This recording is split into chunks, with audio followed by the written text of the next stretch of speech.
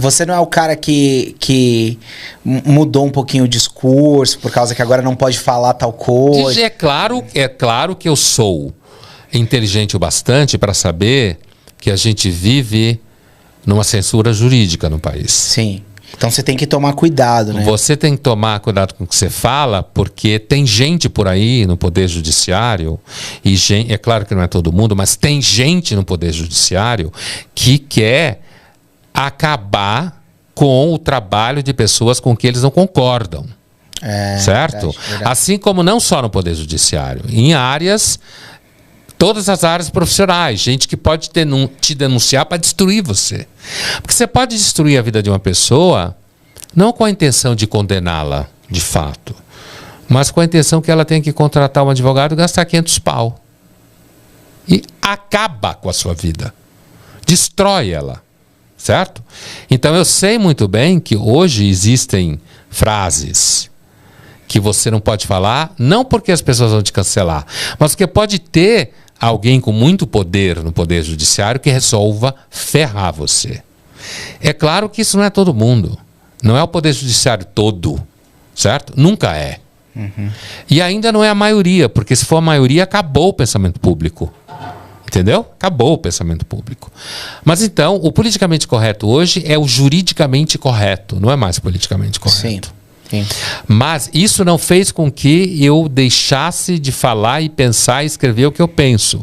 Só teve que me fazer ser mais inteligente. Só isso. Ô Pondé, o que você acha, por exemplo, hoje, a nossa sociedade, ela anda muito patrulhada, né? Eu vejo pessoas dizendo o seguinte: eu nem sei se eu posso falar mais isso.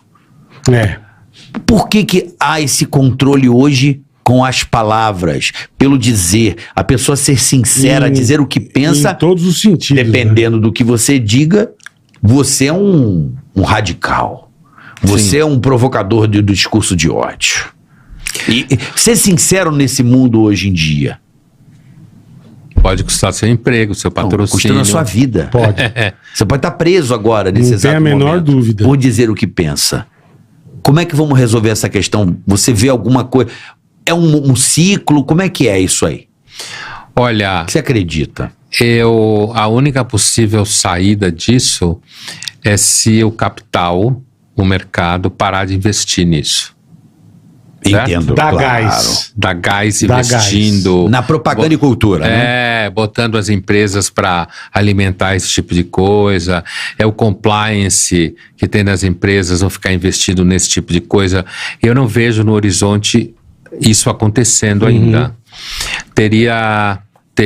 Você teria que ter estudo. Saiu um recentemente nos Estados Unidos, acho que foi o Wall Street Journal que publicou, mostrando que aquele argumento de que diversidade nas empresas aumenta o faturamento, que seria falso.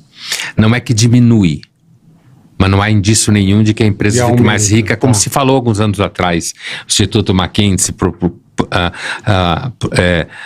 fez uma pesquisa e publicou uma pesquisa apontando que empresas que tinham uma diversidade de pessoas trabalhando daria mais lucro. Não.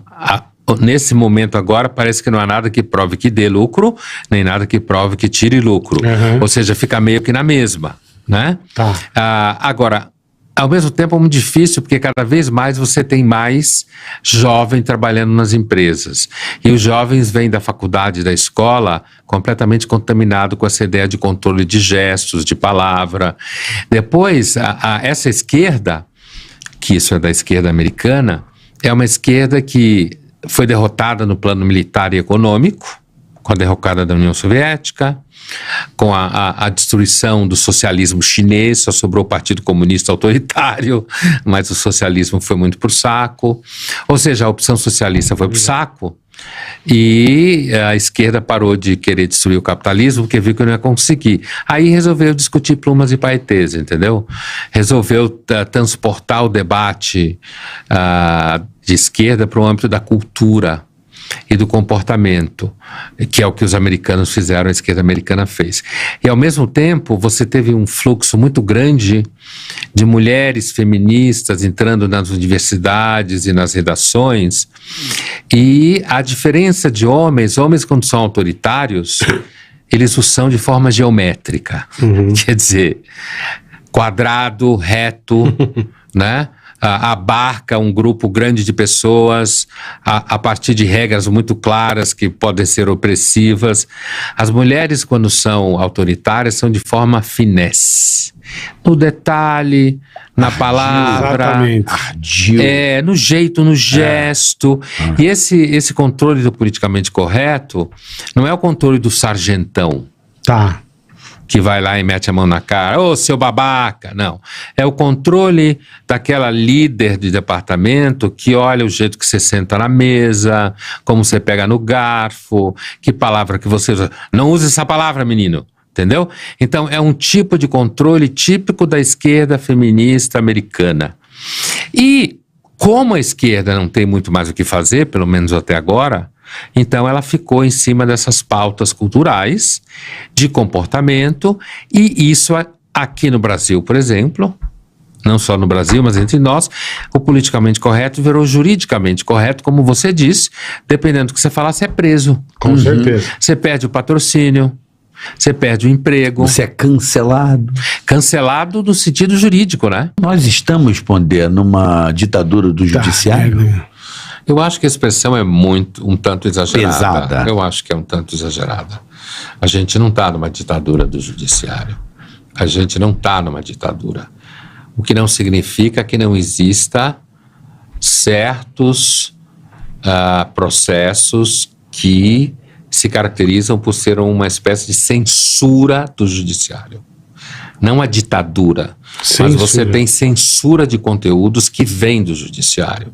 Então, por exemplo, quando você tem ou alguém no Ministério Público ou um juiz, se chegar até o juiz, né?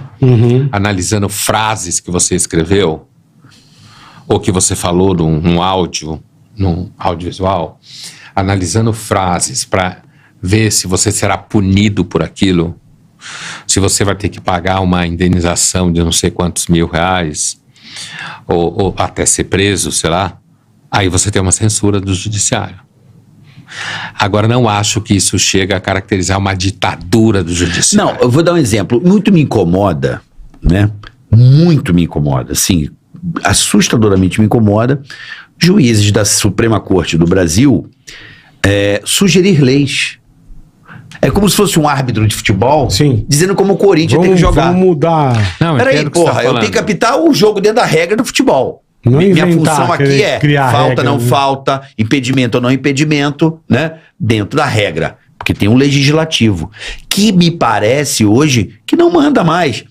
O judiciário decide se vai ter aborto ou não. Peraí. Eu sei o que você quer dizer. Porra, eu sinto que o judiciário brasileiro pegou os outros dois poderes e botou no bolso. Olha, essa tendência não é a tendência só no Brasil do Supremo Tribunal se tornar uma instância hiperativa, como se fala, né?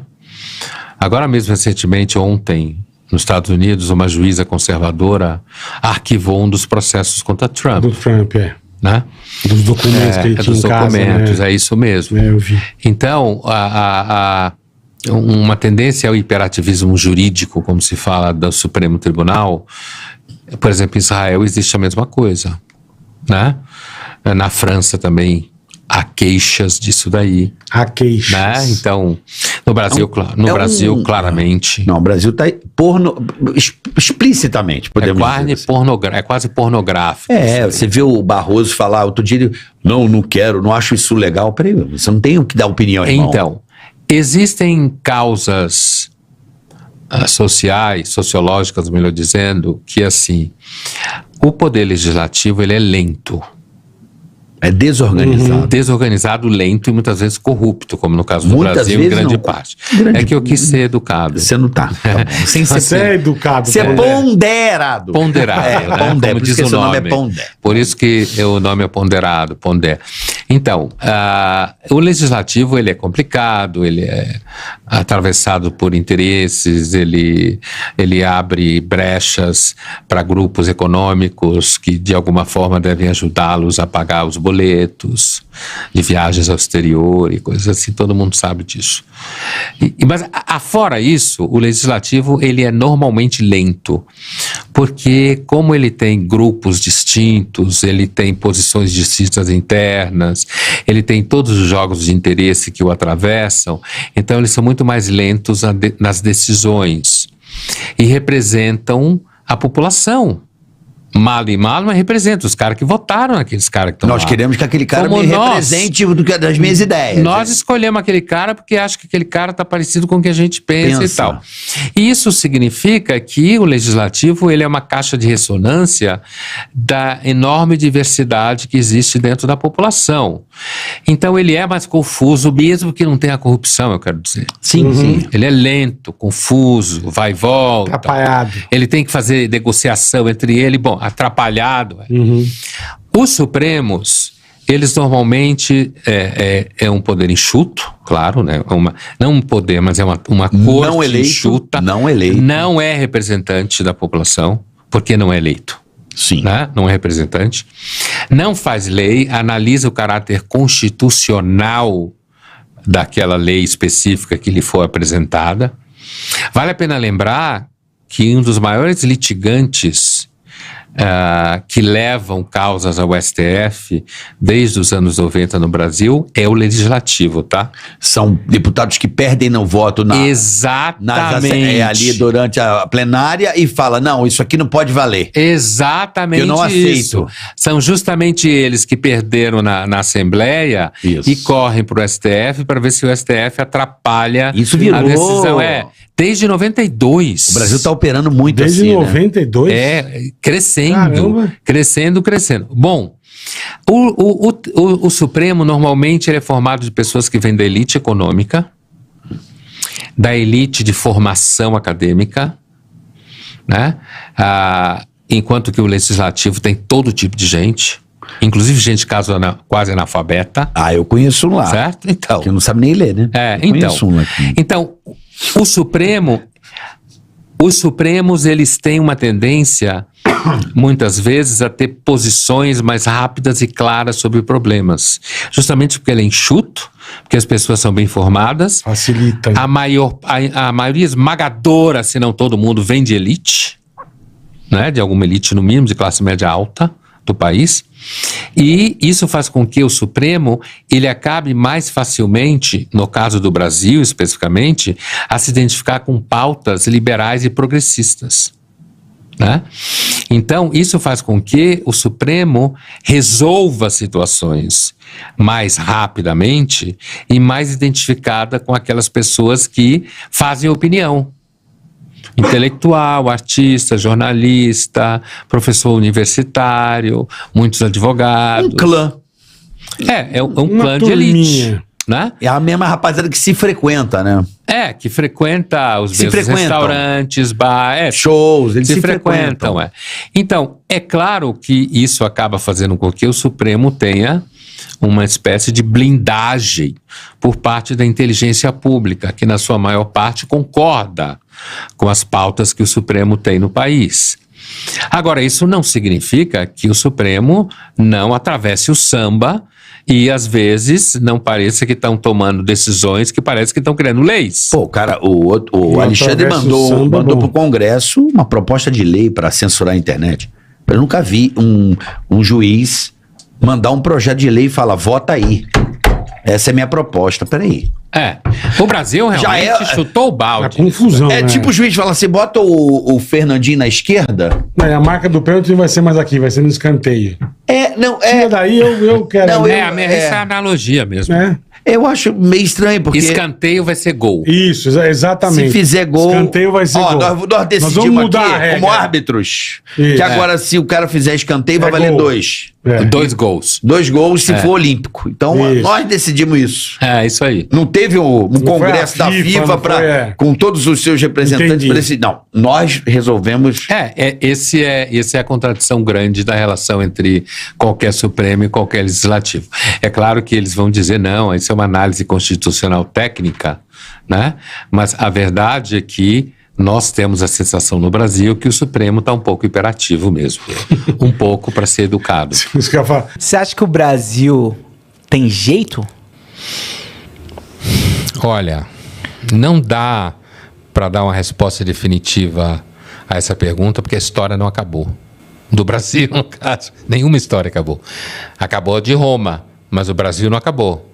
Então não dá para fechar e dizer que não tem jeito, né? Ao mesmo tempo, se você olhar o Brasil que a gente está vivendo hoje, a impressão é que no olhar mais próximo não parece ter jeito. Sim. Uma classe política péssima. Que se retroalimenta, né? Total. Corrupção em toda parte. Crime organizado tomando conta da sociedade, virando quase um narco-estado, né? A educação cada vez mais um lixo, né?